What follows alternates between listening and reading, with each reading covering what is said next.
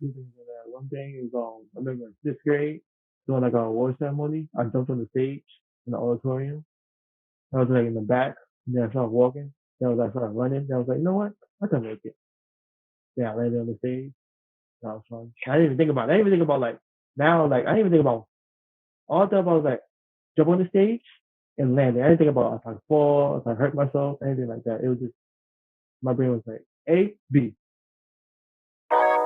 Yeah. I lay on the scale, you gotta glow, you gotta glow. She had my I'd attention, like to she welcome got me everyone to another episode of the Let's Get It podcast. I'm your host Zeke, and in this episode, I have my friend Digno to speak about teaching and growing up. I'd like to have a content warning for any strong language used in this episode, and hope you have a nice day and enjoy the show. Let's record. Yeah, I guess. So, want to thank you for joining the podcast. Oh wait, Thanks, bro. I appreciate it. Glad to be here. nice, nice. So, uh, the way I like to start the episodes off is I like to ask you what would your origin story be? It could be a real or fake story, and then I like to ask how you like to represent that origin story.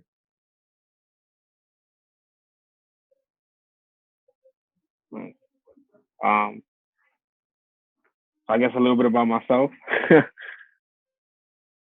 So I guess a little bit about myself real quickly. I don't know where to even start. I mean, obviously, I guess to start off, to start off with something random. I mean, I love math. A lot of people hate math. So, I always started from there. Um, love just the numbers, the crunching numbers. It just makes sense, right? Because even when you have like a conversation with someone, even what they say, it's hard to interpret. But if the numbers are there, it just makes more sense. So I always loved the numbers. That's why I decided to like become a math teacher for students. Because like if kids at an early age hating math, really despise. That's what my career path led me to. Always loved math ever since. And then now teaching it, so continuing that. Um, so yeah, math. How can you not love it? Like I don't even know. Like how can you not love math? Yeah. And so math, how would you like to represent it? You make a math problem, somebody gotta solve it, and then tell your whole life story, like in the code. Well, the thing about it is like in order to be like well at solving math overall, like you need to have some like reading comprehension or like being able to like really dissect something, which is like something you need to know in the real life overall, anyways. So like I think that's why a lot of students hate math overall because it's not the math part. I think it's more of like having to read these long scenarios or whatever for them. So I think to make it more engaging for them, I always try to make it stuff that they know about because if you're reading a problem and that meme about those watermelons, like nobody goes to a store and buys 28 watermelons, like right? That's not relatable. So I guess just making it more relatable as possible because that's when people are able to understand not only math problems but even each other. Um, so just trying to make it more relatable and accessible for them, pretty much. Be like, if Johnny goes to StockX and buys the sneakers with this investment, how much will the value increase if over time? Yeah, and you'll be surprised with how many of them know it as soon as you mention like something that they do on a daily basis. Like if you think about it, kids are on TikTok 24/7, right? I'm on TikTok now. Like TikTok is like taking over a lot of things, but like it helped me because that's where I'm able to like relate with them. I'm like, all right, if you have 10 views today and it increases by 30% the next day, like how many views do you have in total? And like a kid instantly gets it and like does the math. But as soon as you switch it to like, oh, Mr. Mello made this much at his job, and then it was a 10% increase. their heads are out the window and they're like, yo, what do I even do? Right. So I guess always finding that relatable midpoint um, to make just, both parties easier when it comes to like discussion, talking, whatever the case may be. Nice, nice. That's one thing we both share. We both love math. Me, I retired from math in high school. I was like, I'm done. I hang up my jersey, getting the number retired. Yeah, so like, so with all that, so like, Yeah. with me, math was like something. It's like the first thing, like the first subject I got into. Like I understood this, and like, and then with like the positive reinforcement, like I'm good at it, so I'm gonna like it doing it more. But got me into math. Yeah. And I think that's what helps a lot. Like, if you think about it, like, if you tell someone, like, oh, you're really good at this, and like you keep telling them that, even though they may not be good at it, like, eventually they're like, yo, I'm the best at this. Like, no one's better than me, and no one's ever going to be better than me. Like, you start to believe it so much that at the end of the day, no one can take you out of that mindset. So it's like, that's what people have to tell themselves. Like, I'm good at this. I'm good at this. I'm good at this. And just keep going for it. Because the more you tell yourself that, the more you're able to push forward. And again, it's not a lie. You're not lying to yourself. You're just trying to trick your mind, right? It's not a lie, it's a trick, right? Trying to trick your mind to help you push forward, because at the end of the day, as soon as you say it out loud or like say like, oh, I give up, you don't do it. You stop. That's it. You stop doing it. And then you're like, oh, I'm not gonna do this anymore because I'm bad at it.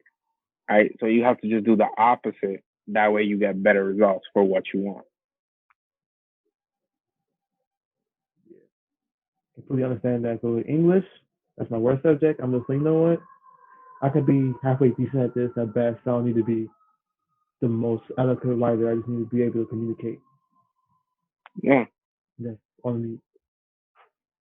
Yeah. It's like I mean, let's be honest. Like in English, we learn all these fancy words. We reread all these fancy words. Like, yes, it's gonna help us with like being able to communicate and all that other good stuff in our job. But at the end of the day, how much are we using those words that we're learning? Right? We may hear it here and there and be like, oh yeah, I know what that means, but how much do we actually use it? Right? With math is different. Anywhere you go, you're gonna use math. Like there is no way to avoid it at all. So I mean, yeah, like English cool, obviously talk, sophisticated and all of that, like awesome. But like, can you really crunch down the numbers and like figure out stuff? Like, for example, I was at Staples, I was buying supplies for students, and there was a thing that said after 12 notebooks, right, the rest are 50% off each. I'm already doing the math in my head to figure out how much I gotta spend, right? And then like the cashier, she's talking, boom, whatever, she's doing her thing, she's bagging, and then she had to do about 28 notebooks in total. So, after 12, the rest 50% off. And like she did the math and like she got it completely wrong. Um, and I'm just looking at her like, that's wrong. And like she just started like talking like sophisticated. And I'm just like, look, I'm not trying to come at you and I'm not trying to say anything disrespectful. I'm just trying to let you know that the calculation you just did was incorrect. And here's why. And then like she did it on a calculator and like she was like, yeah, but look, I'm like, yeah, it's gonna give you that because you're punching it in wrong. You see, it's not right. So and like this is her job, right? So it's like she could have talked to me how sophisticated she wanted to, but at the end of the day, if the math is wrong, the math is wrong. So the numbers are gonna tell the whole story. Yeah. Math is in everything you do. It's how things are built, how things operate, how the country operates. Everything's just a calculation.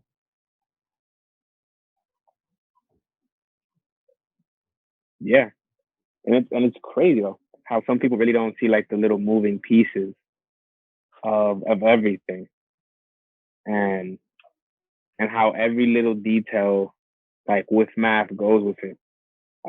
It's just like life basically. You mess one thing up, like the rest is gonna trickle down and like spiral.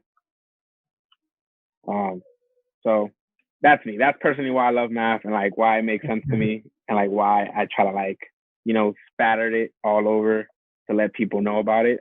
But it's always gonna as always everything's gonna have its pros and cons, likes, dislikes. Um, but, you can't do too much. Yeah. Like that's with that. So like I was like Ben, so like now you're a teacher, and you kinda like got college, you kinda like walked your way into it like with different experiences. How was that like journey?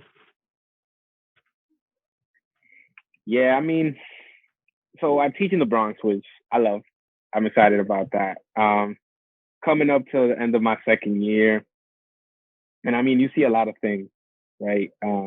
This whole thing about opportunity gap, achievement gap. Some people think it's not real, or some people don't really understand how really far away are these gaps.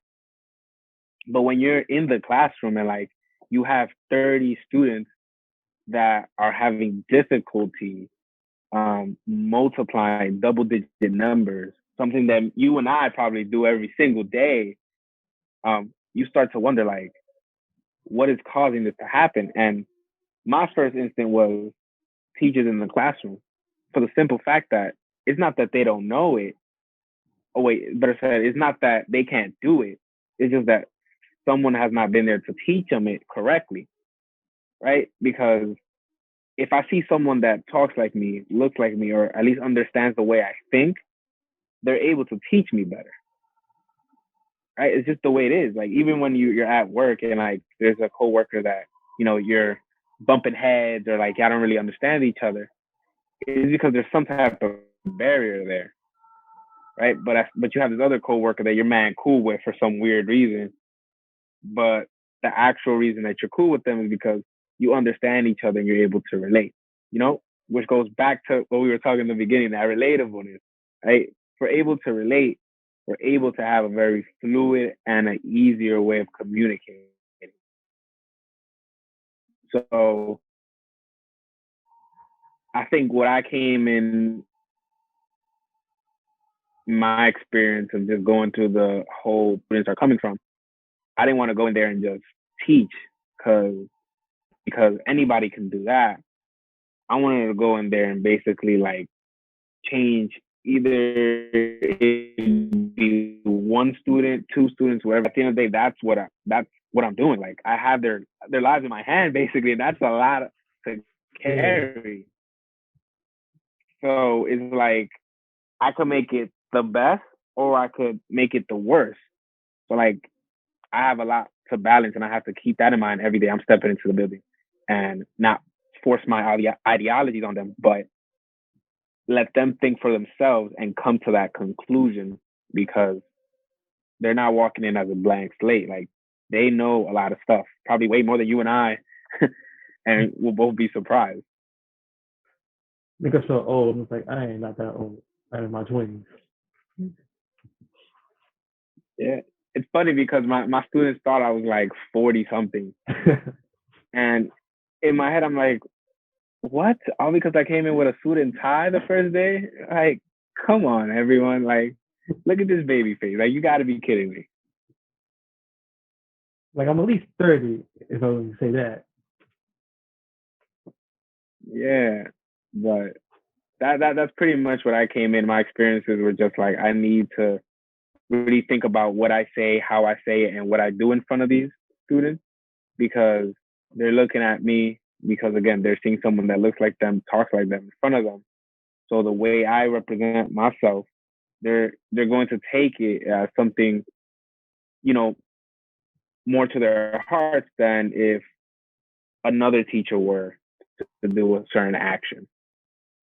So, you know, that was in the back of my mind pretty much every day stepping into the building.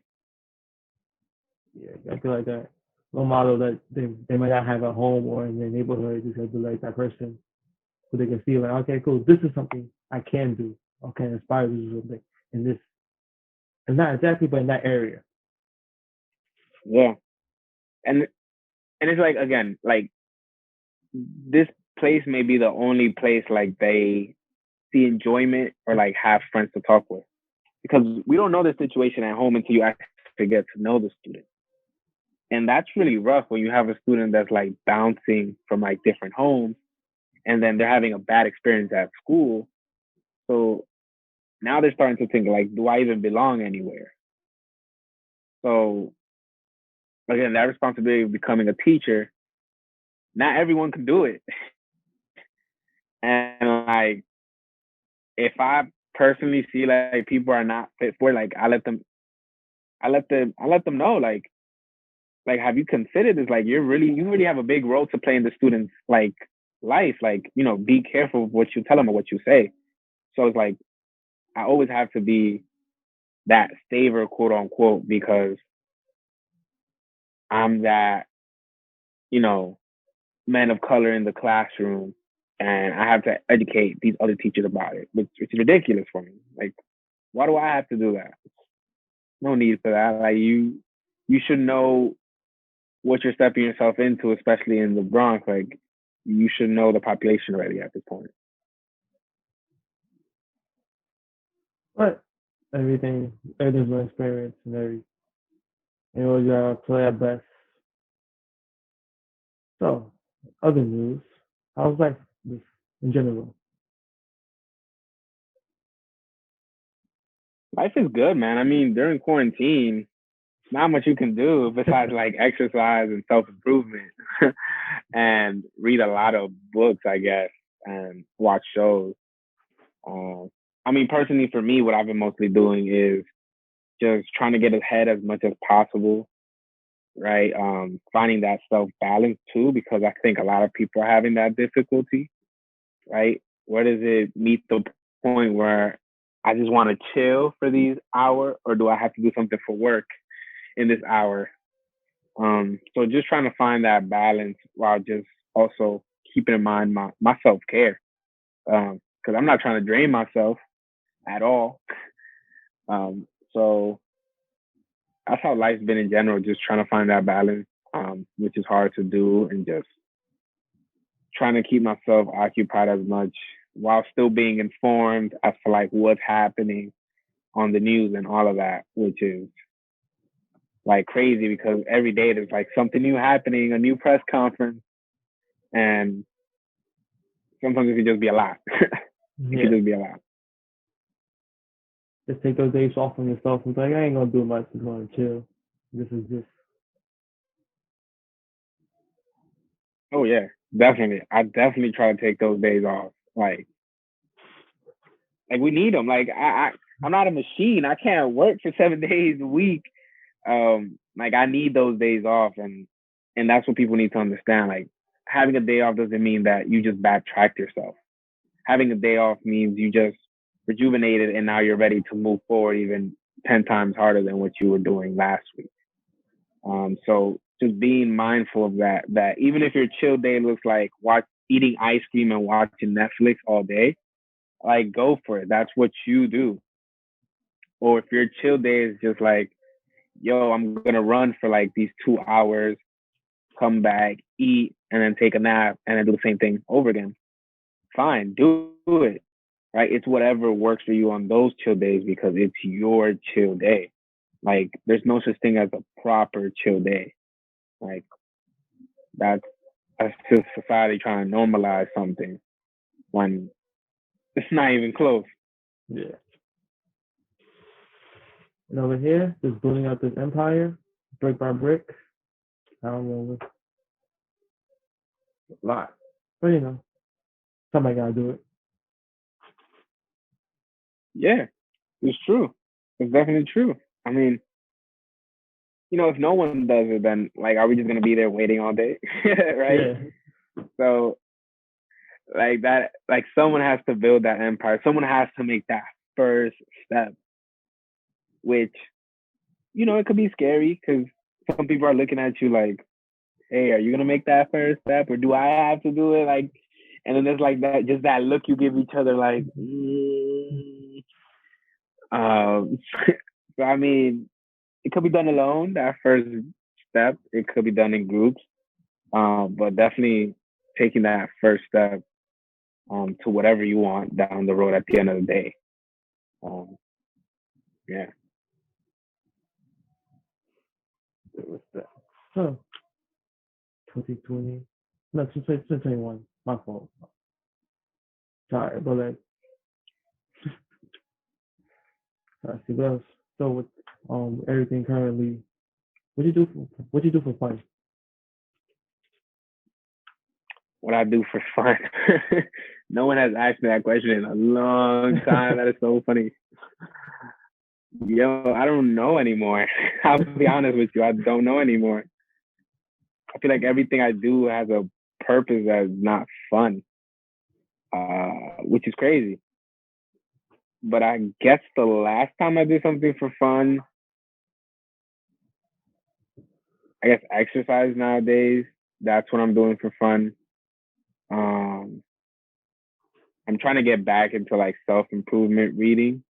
I did start that at like the end of college, and I've totally slacked off. But yeah, I think those would be like my two things of fun that doesn't involve me like beating my brain up or having a big purpose for it. I do it because I want to. So yeah, damn, I haven't given it much thought to be honest. After you, I remember in college I was like, what are my hobbies again? I think I lost all my hobbies. Gotta get back into it. Start playing video games again. Yeah, because as you know, like I used to play basketball, used to go out, have fun, and all of that. And it's like I don't want to blame quarantine, but that's also backtracked some of that.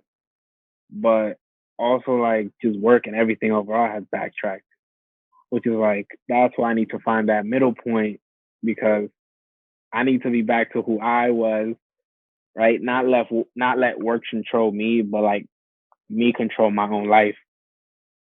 And that's been really hard.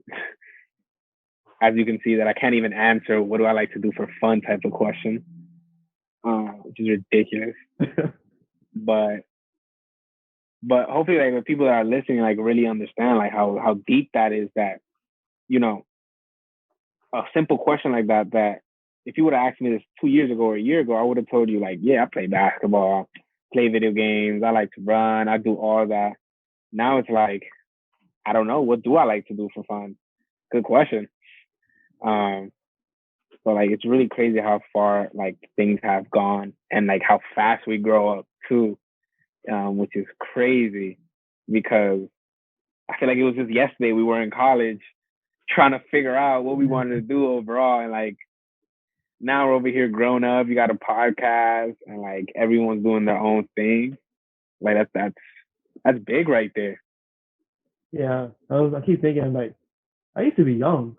Like I'm still young, but I was like I used to be younger, and the world used to be different, and we had more time, and I was happier. He was like, nah, like, Yo, that's so crazy because I do feel like we had more time. I do feel like we had more time, which is crazy. Like I felt like our days would last forever. Like we will be in class and we'll be like, is this ever going to end? Or like we'll finish all our work and like we'll have more hours and we'll be like, what do I do now? What do I do now? Now it's much different, as you probably know. Like you're editing videos, you're like doing all this agenda stuff. Like, where are the hours? Like I thought I just took an hour doing this, but I actually took 3 hours. And like time just starts trickling down. And it's just crazy how time just doesn't mean anything to us in this society or in this generation, because we're so easy to like add things to our agenda or just waste it by doing these unmeaningful things in life. Um, so it's like, have we really valued time this whole time? Have we? Like they say, when you're younger, enjoy youth while it lasts, and you don't understand why. And then you get older, so your days get shorter, your time gets you get less free time, you just like more pressure. Like, oh, now I understand why. Yeah. And I think it kind of has to do with like, you want to do all of this so fast or all at once. So at the end of the day, when you're going to retire, or like if you just want to stop working, like you want to have it all done, right? When we were young, the first thing you're thinking about when you're young is, I want to be older. You could ask any young person in the world and they'll say, I want to be older. You can ask any older person, they'll be like, I want to be younger. So it's like, is there ever a choice that's perfect enough for us? Or is there for a lifestyle that's going to fit um, us properly? Because we're never satisfied with what we got or what is going to happen. We never are, right? We never are. Right now, we could hit the jackpot and win $1 million, and we'll still be like, why didn't I get $2 million? Like, and it's ridiculous because it's like, yo, you just won something or you just did something amazing, but you're still not satisfied and you want something else. And that's the same thing with time. Like we did a lot and like we're drained, our brains are drained, but in the back of our minds, we're still like, I still want to do more because I still like want to get this all over with. Like, chill. You just did this. You almost killed yourself doing all of this. Like, slow down. Um, and I just think we're just not used to slowing down here. We're just not. Like, if you see somebody moving slow, your first thing is like, you need to hurry up or you need to speed up. So it's like we're just not used to it at all, which is funny because when we get older, we want to slow down. So Yeah. And also, watching and reading that, like, it's because you notice less things as you get like older because you like you're used to it already, and you made like the mental map in your head, like, okay, like the tables were to my left and like the clock was to my right, so you don't have to like notice it. You just get operate constantly around it. yeah, that's true. We become habits. Like we start building habits that we don't even think about it, and it just becomes natural to us. Like if you really think about it, like we all have some type of habit that we do and we don't even notice, but other people notice it. Like, for example, like I have this habit sometimes that I just randomly bite my nails. I randomly do it, right? It's not because I'm nervous. It's not because like I'm anxious. I just randomly do it. And it's something that sometimes I don't even feel like I'm doing. And then someone just looks at me and be like, bro, what are you doing? And I'm just like, oh, like I don't even notice it. Um, because we're like thinking about 1,000 things at the same time, but our bodies are doing something else. Um, and that's why I've always been fascinated with like the brain. I was watching like a video the other day that was saying that, we have a conscious mind and we have an unconscious mind. And the first 7 years of our life, information gets stored in our unconscious mind. And this is where we do certain habits that we don't even think about. It just happens. And I'm like, so you're telling me my first 7 years is where I really define who I am? Which is crazy because we've always been told, oh, you really get to define who you are, after you become a teen or grow up. So I'm here now thinking like everything I've done before I was 7, is really who I really am right now. And like when I have the conversations with like my mom or whatever, and she tells me like, oh yeah, you used to do that when you were little. And you're like, I used to do this when I was little? Like, what? But then you start thinking about it and you're like, huh, that makes sense. Right? Because when we're little, we don't really think about things. We just do them without feeling embarrassed or thinking about time. But when we're older, right, we don't do certain actions because we don't want others to think that we're different or whatever, or we have so much other things to do. And it's just interesting, like how our brain works and just how things fall into place so easily. Yeah, two things in that. One thing was I remember in sixth grade doing like a award ceremony. I jumped on the stage in the auditorium.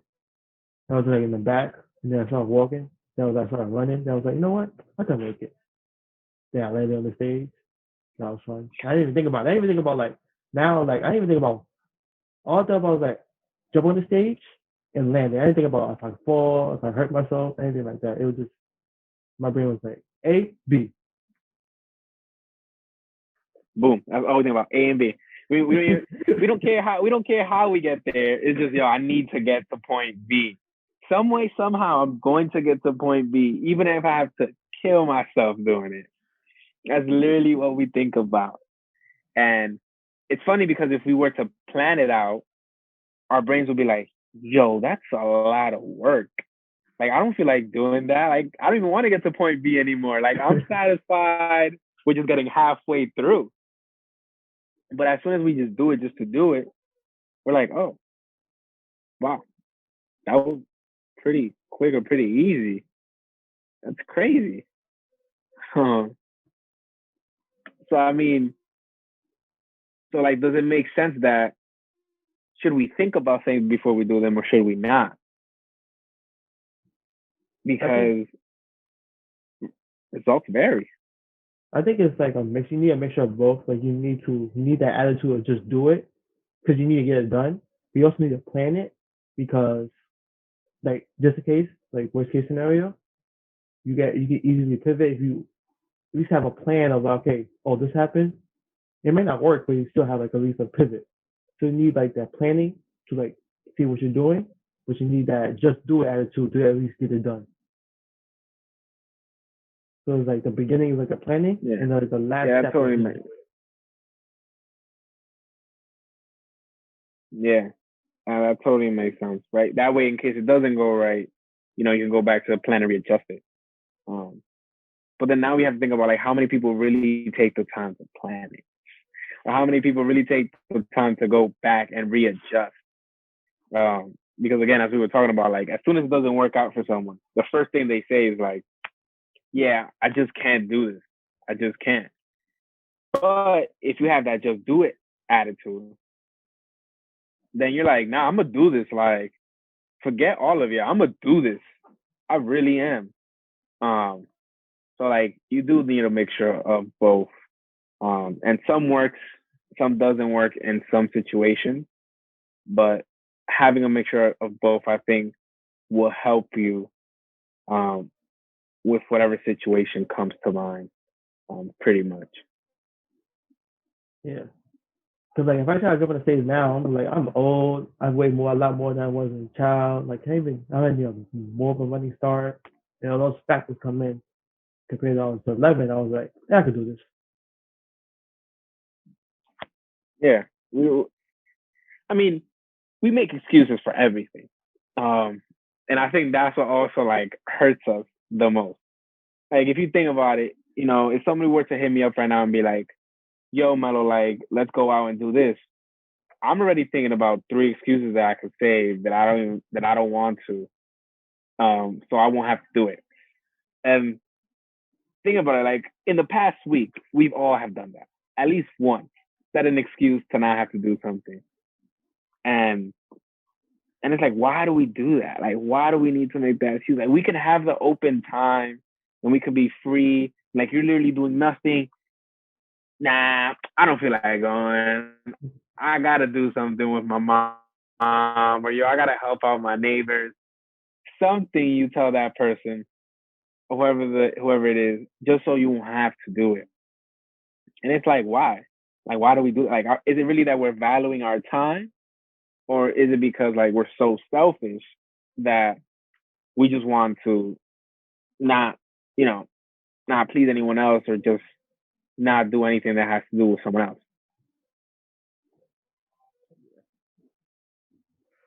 I don't know. The brain is weird. It operates. And there's a lot of things that Yeah, come with that. yeah. I mean, it depends the type of person you are at the end of the day as well, too. Like, it depends who you are. again, like if like we were saying, like if you're that go getter, like you'll be like, yeah, sure, like let's go do that, let's do it quick. If you're not one of those type of person, like you're just gonna find that excuse at the end of the day. Hmm. And to jump back to like the memory thing, because like I can remember my first year of college pretty easy. But we see the second, third, and fourth, I started getting fuzzy, and those were more recent than the first year. Yeah, yeah, that second, third, and like fourth year of college is where it's like people really start thinking like, do I really want to stay in college? And it's due to the fact that it's like this is where you have to decide what do you want to do, right? You have to pick a career path at this point because you need to make credits or whatever the case may be. So for me, it was always like I needed to find some type of enjoyment while doing all this hardship, um, thinking, and either it be like hanging out with friends, playing basketball, or whatever the case may be. Because if I just dedicate myself to like just college, like it could get the best of me, and I wouldn't want to do it at all. So like finding that balance. So that second year and third year is crucial because can you really decide what you want to do, or is college even like for you sometimes? Is it just too much going on that you just really can't like figure it out? Or is it just do you not have the like best support system during these years? Because it's the pivot point, right? You have to decide on the major. You have to pick which classes you want to make on your own. Like so many things are being thrown at you that you're like, yo, like relax. Like I still have a life outside of this place, but it really gets the best of some people that they're like, I'm good. I'm just not gonna do it. I'm just not going to do it. I'll come back later down the road and do it, and that's why you have like 40-year-olds, 30, 25-year-olds like doing college later because of that simple fact. Like they haven't gotten their like life together or whatever the case may be to really find the balance and go through college at a reasonable rate um, at that time. Yeah, just moving your own speed. Yeah. So I mean, and I'm not trying to say like you have to stay in college and like finish it in 4 years. Like definitely not. Like take your time with it because it's your experience. Because as soon as you get out of there, you're on your own, kind of in a sense. Yeah, It's crazy because you can have the best support system in college and whatever the case may be, but it's a whole different world when you get out of there, right? We both know that, and that's why like take your time with college and like do what you have to do and make it an experience that you love because you can't take those years back. So like just being mindful of that as well. because I'd be like, I miss college. Like, no, no, I miss my friends. Don't miss college. I miss my friends. Yeah, yeah, 'cause yeah. Like I mean, if you think about your social life now and your social life in college, completely different ones, right? I imagine like like you and I are like both social butterflies. We'll talk to everyone. We'll know everyone. Like now it's a little bit different. Like we don't really talk to who we used to talk to in college, and it's because everyone went their own ways or everyone started growing up and started seeing like these are not my true friends. So many reasons for that to happen. But that's why it's like many people when they get out of college, they lose connection or they become a different person because, we adapt to our environment, right? That's who we are as humans. We adapt to our environment. So, right, as soon as I step inside the classroom, I'm different than who I am outside of the classroom because of the environment, right? And the way you are in the podcast is obviously some different than who you are outside because that's just the way everything is, right? So now we have to think about, okay, we could adapt, but as to what we're adapting to, is it who we truly are, right? And adapting and code switching are two different things, right?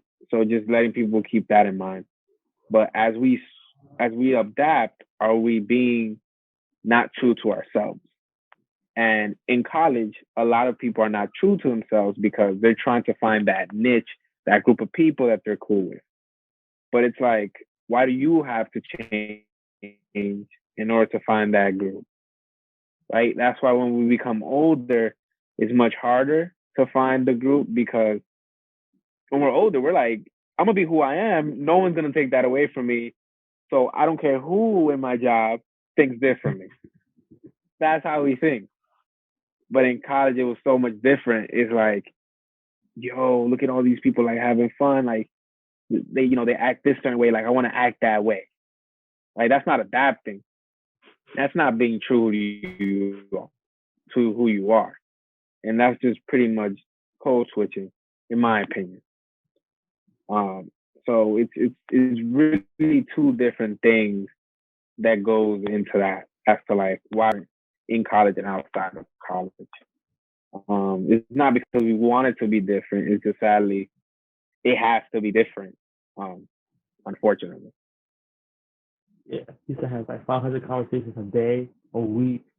Now I speak to like 10 people consistently. I was like, this is a different experience. Yeah, yeah. I mean, I'm totally with you. Like, and like if you think about it, those 10 people that you speak to, like they either know you in a personal level, like they know who you truly are, and like those 500 people that you used to talk to, they just knew you above the surface, right? They just knew how you look like, probably, what you probably did for fun, but they didn't really get to know you on a more personal level. And that's why you lose those connections. And some people take it, very, very hard.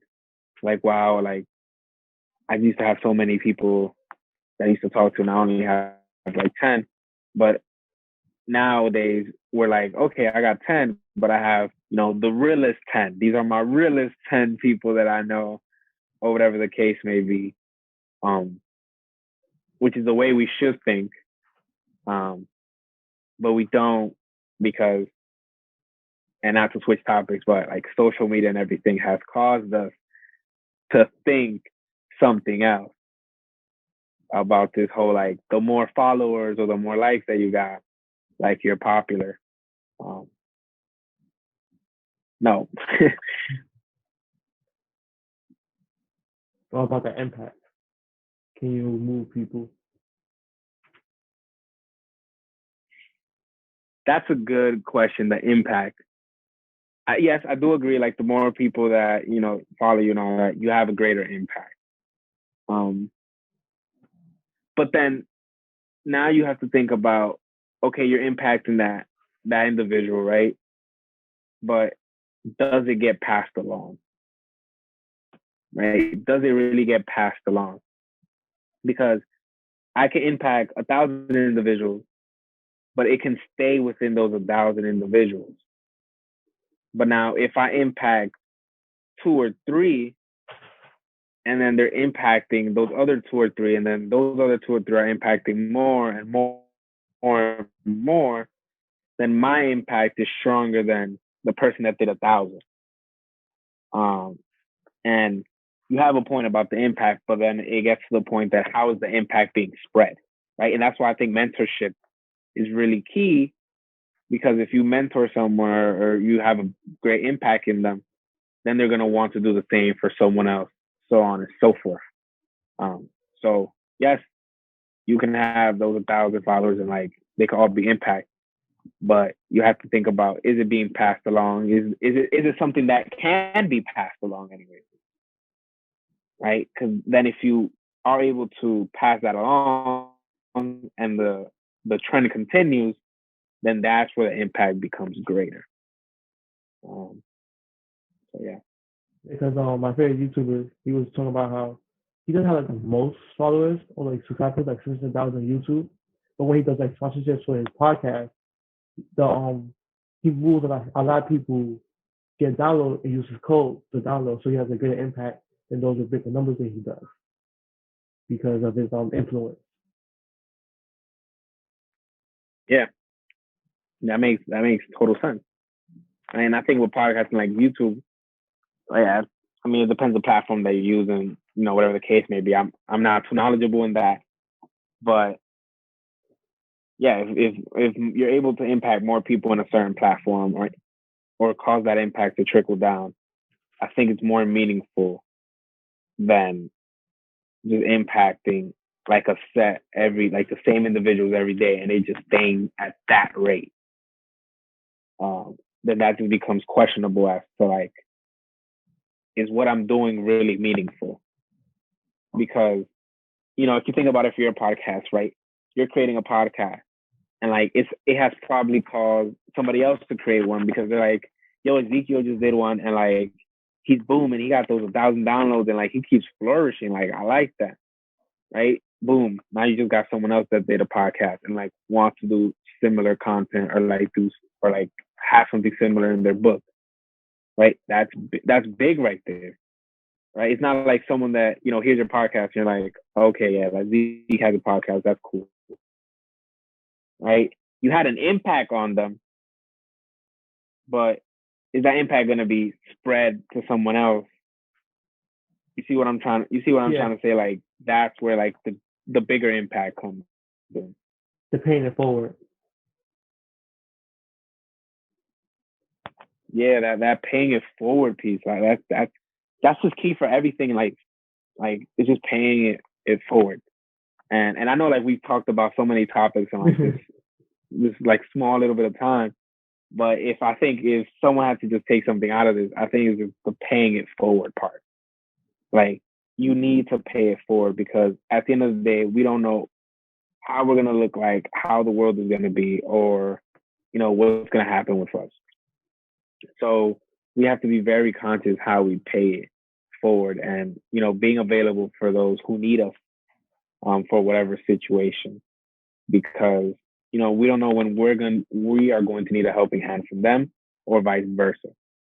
So just paying it forward and just continuing to empower those people that empowered you and pushing that forward to the next generation as the time comes. So again, if anybody could take one piece from this, that paying it forward piece, it will be it. And if we do like an hour or so, like another thing, going back to like the 10 people, I always wonder why like TV shows, like you see like the husband of the family only has like a group of 4 of them, and then you can start seeing why like just like proximity just to you around the area, and I guess like those are the people you build that stronger connection with. There's always like a small group of 4 people together. That is interesting. I haven't given that much thought, to be honest. I do know what you're saying. I haven't given it that much thought. It's interesting. Like in Simpsons, it's Homer, the black guy, and the other guy, the family guy. It's Peter, Quagmire, Cleveland, and the guy in the wheelchair. Just forgot his name. I forgot the wheelchair. Yeah, but I really haven't given that much thought to that. It's interesting though, because you see, like those little things, like how we don't pay attention to those little things. I know I didn't pay attention to those little things, and now that you bring it up, like it's having me think, and like having me to watch those shows and be like, wow, like why is it like this, or why is this specific matter? I mean, that also is like content, right? To see like what people like to see. Yeah. Yeah. So I mean, that's tricky. That's the tricky piece to really get to. Yeah, I would have to give that a lot of thought, to be honest with you. Because watching TV is like a lot of tropes are just repeated. It's the family, then you have the husband and the wife, and then the wife has a friend who's single. Either sister or like a neighbor, and then like they go to the same tropes like the bank episode, like trapped in the closet episode. Like, Yes, it's like so cliche. Like I think so like predictable. Um, and I think that's because it's like what we want to see. Because I think if it was something else, like it wouldn't have that many audience members watching it. Um, but it's also like the typical household if you think about it too, right? Just as you were mentioning, like the husband, the wife, and then that single friend, whatever the case may be. It's like that typical type of lifestyle um, that I think we feed off of that we want. Like, yeah, I want that. Like, my wife, my kids, and then the neighbor. Obviously, the neighbor that looks okay. We feed off of that little typical lifestyle, and we like put ourselves in that situation. Like, if I was like Peter and I was cracking those jokes or making those funny situations, like I know, like my neighbors would love me because I'm just that funny guy. Um, and same thing with like Homer, like his work too, like the people that he works with, and like his lifestyle as well, and like with Bart and whatever the case may be. Um, like we feed off of that because then we start making like little imaginations in our head, like, oh, if my lifestyle was like that, like I would have done this different, or I know like this would have been much easier for me, blah blah blah. Like we just start creating like little images in our heads, and I think that just we just feed off of it when we see it. yeah, it's that formula, that storyteller formula that they have to science.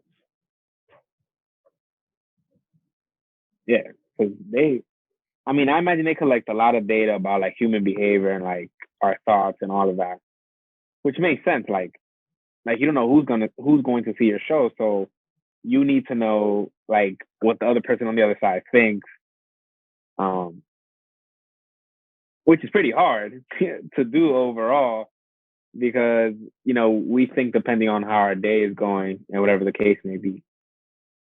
So I mean, I imagine the amount of work that goes into that overall, trying to figure out what people think and how we think and why we think. Endless amount of mysteries down that road.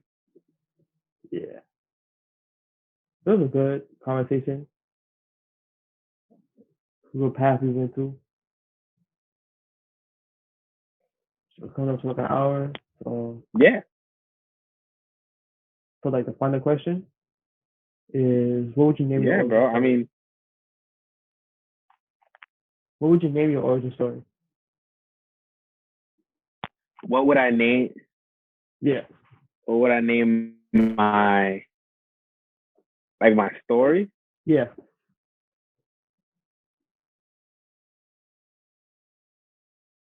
Damn,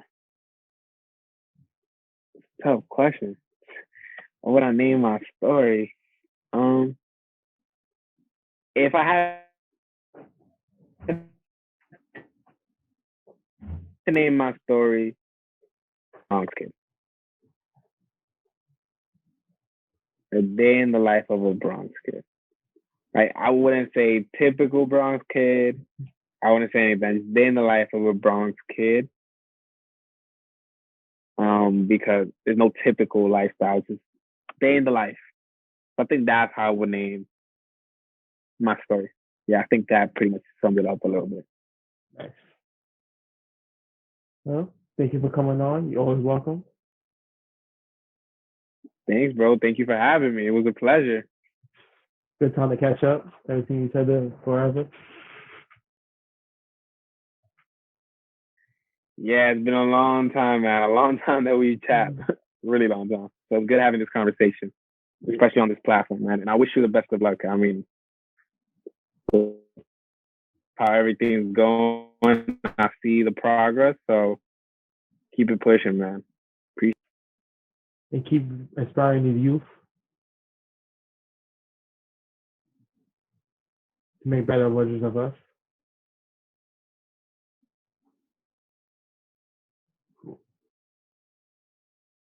To the youth. Yeah. Keep inspiring. Like, what would I say to the youth? No, it's lagging, but keep inspiring the youth. It's lagging. Oh, thanks. Yeah, Yeah. yeah. Keep inspiring the youth. Yeah. I mean, I got to, man. Like, somebody needs to do it, right? Just how we talked about. Somebody needs to do it. So I got to keep it going.